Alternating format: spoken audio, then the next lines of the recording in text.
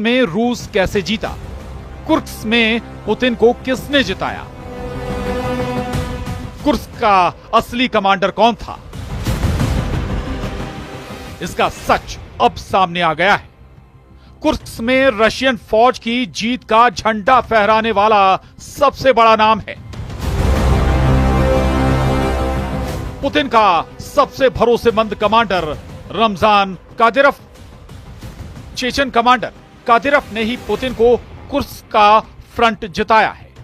Kadyrov ने ही रूस को वापस कुर्स्क दिलाया है। कुर्स्क के पाइपलाइन वाले मिलिट्री ऑपरेशन के पीछे कैसे कादिरोव का दिमाग था? कैसे उसने पूरी प्लानिंग करके जेलेंस्की की फौज को सरेंडर करने पर मजबूर कर दिया?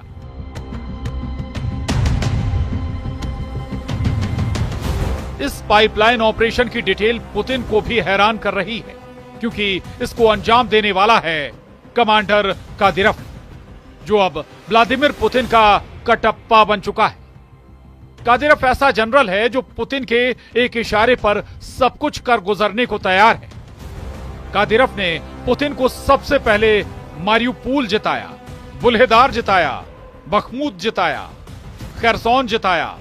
जपोरिजिया में भी कादिरोव की फोर्स लड़ी। रूस के रोस्तोव में बागी हुए वैगनर को सबक सिखाया और अब कुर्स्क में भी कादिरोव का स्ट्राइक रेट 100 से ऊपर साबित हुआ है। कमांडर कादिरोव की अखमत फोर्स इस वक्त कुर्स्क के चप्पे चप्पे पर मौजूद है। यूक्रेन की भागती हुई फौज को दौड़ा दौड़ा कर मारने वाली फोर्स कादिरोव के इशारे पर काम कर रही है। कैसे कादिरोव ने पाइपलाइन वाले ऑपरेशन के लिए पुतिन को तैयार किया? कैसे कादिरोव की अखमत फोर्स ने पाइपलाइन के अंदर कुर्स्क जीतने वाले प्लान को अंजाम दिया? रमजान कादिरोव ने जिस जनरल ने कुर्स्क के पाइपलाइन वाले ऑपरेशन की जिम्मेदारी दी, उसकी तस्वीरें भी आ गई हैं। इस ऑपरेशन के लिए अपने लड़ाकों को कैसे तैयार किया, क्या प्लान बनाया, इस कमांडर को देखिए। इसका नाम है आप्ती अलादीनोव।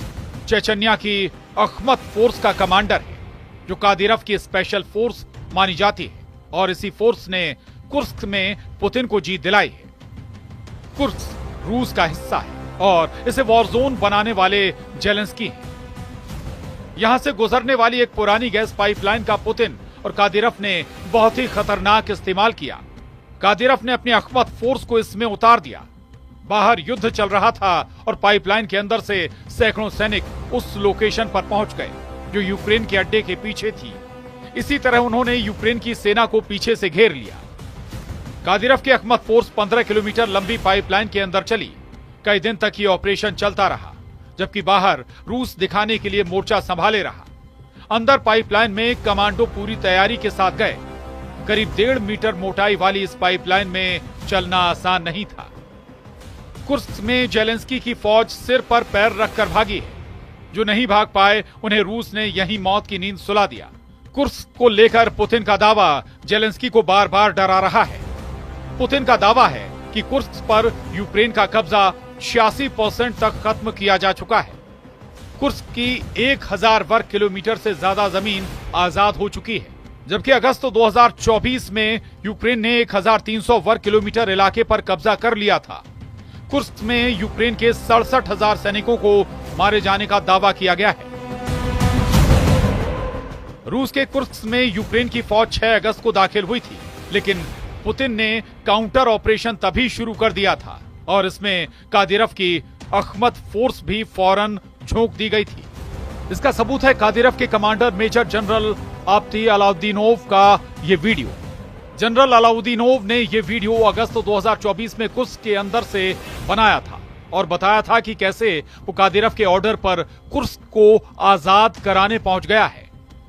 13 मार्च को जब पुतिन के लड़ाके कुर्स्क में जीत का झंडा फहरा रहे थे, तब पुतिन को 20 अगस्त की याद आ रही थी। 20 अगस्त 2024 यानी वो तारीख जब कुर्स्क में जीत का प्लान तैयार किया गया और इसमें सबसे बड़ा रोल अदा किया पुतिन के सबसे भरोसेमंद कमांडर रमजान कादिरोव ने। इसी मीटिंग में कुर्स्क जीतने की बुनियाद रखी गई थी। तब ग्रोजनी में अपने विशेष हेलीकॉप्टर से उतरकर पुतिन ने पूरे नेटो को हिला दिया था। वो सबसे पहले कादिरफ से मिले और फिर उन अफसरों से मुलाकात की जिन्होंने यूक्रेन के युद्ध में सबसे खतरनाक ऑपरेशन अंजाम दिए। पुतिन की फोर्स जब भी कमजोर पड़ती है या नाटो से लड़ाई में पुतिन बेचैन महसूस करते हैं और उनकी वॉर बैटरी कमजोर हो जाती है, तब चेचन कमांडर रमजान कादिरफ ही उनकी वॉर बैटरी को रिचार्ज करता है। कमांडर कादिरफ ही रूस के स्पेशल ऑपरेशन का सबसे बड़ा रिचार्ज है। ये बात पुतिन बहुत अच्छी तरह जानते हैं। अगस्त 2024 की मुलाकात में भी कमांडर कादिरफ ने पुतिन की वॉर बैटरी को रिचार्ज करने का काम किया। कादिरफ ने पुतिन को पाइपलाइन वाले ऑपरेशन का प्लान बताया। उसने पुतिन को वॉर जोन का वो मैप भी दिखाया जिसके मुताबिक कुर्स्क को पाइपलाइन के जरिए वापस जीतने की तैयारी की गई। 20 अगस्त 2024 को ग्रोजनी गए पुतिन ने तब कादिरफ की काफी तारीफ की। तब कादिरफ ने जवाब दिया कि वो तो सिर्फ पुतिन का एक फौजी है। इस पर पुतिन ने क्या कहा था वो भी देखिए। कुर्स्क में जब जेलेंस्की की सेना ने 1300 वर्ग किलोमीटर जमीन पर कब्जा किया तो उन्हें पता नहीं था कि पुतिन अपने सबसे खतरनाक कमांडर को मोर्चे पर उतारेंगे।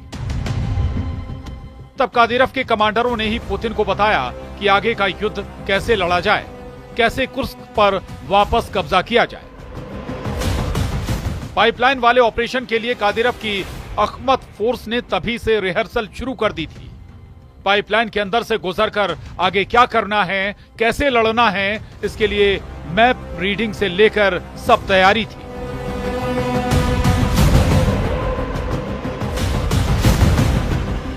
बाद में यह बात शूटिंग रेंज पर एक ड्रिल के जरिए बताई गई, जिसमें कादिरफ के लड़ाके गोलियों की बौछार करते हुए दिखाई दिए। पुतिन ने भी बताया कि शूटिंग रेंज में गोली चलाने और युद्ध के मैदान में गोली चलाने के बीच क्या फर्क है। रूस के राष्ट्रपति व्लादिमीर पुतिन का कहना है कि शूटिंग रेंज में गोली चलाना अलग है और युद्ध के मैदान में जान जोखिम में डालना अलग, लेकिन आपके अंदर अपने देश के लिए लड़ने का फैसला बहादुरी साबित करता है। इसमें कोई शक नहीं कि कादिरफ से मिलने के बाद पुतिन की वॉर बैटरी रिचार्ज हो जाती है। ऐसा कादिरफ के चेचन लड़ाकों ने मारियुपोल, बखमुत और डोनेस्क में करके दिखाया है। कमांडर रमजान कादिरफ की फायर पावर से पुतिन का वॉर मीटर टनाटन एक्टिव हो गया है। इस वॉर मीटर की सुई इतनी एक्टिव है कि पुतिन को पूरा भरोसा है। भरोसा इस बात का कि कुर्स्क के बाद जेलेंस्की की फौज को यूक्रेन से आगे भी खदेड़ा जा सकता है। यह भरोसा पुतिन को क्यों हुआ है, अब इसकी तस्वीरें देख लीजिए। कमांडर कादिरफ के कहने पर पुतिन ग्रोजनी की रशियन यूनिवर्सिटी भी गए और वहां कादिरफ ने पुतिन को वो हथियार दिखाए जो चेचन लड़ाकों को ट्रेनिंग के दौरान दिए जा रहे हैं, जिन हथियारों से वो यूक्रेन के खिलाफ लड़ना लगातार सीख रहे हैं। रूस के एक सैन्य अधिकारी ने बताया कि यहां पर कई देशों की sniper rifle, machine gun, assault rifle और ऑटोमेटिक ग्रेनेड लॉन्चर भी हैं। यहां रूस के RPG-7 ग्रेनेड लॉन्चर की अमेरिकी नकल भी है ताकि ये रूस के ग्रेनेड इस्तेमाल कर सकें। पुतिन ने यूक्रेन को हराने के लिए 3 मिलिट्री ग्रुप या 3 तरह की सेना तैयार की है। पहली है पुतिन की अपनी रशियन सेना, दूसरे हैं उत्तर कोरिया की फौज जो किम जोंग उन ने पुतिन के लिए यूक्रेन के फ्रंट पर भेजी है और इस वक्त ये सैनिक रशियन आर्मी के साथ मिलकर लड़ रहे हैं। और तीसरी है रमजान कादिरफ की चेचन फोर्स जो उस मिशन में शामिल होती है जिसके आगे बाकी सेना जूझती हुई नजर आती है।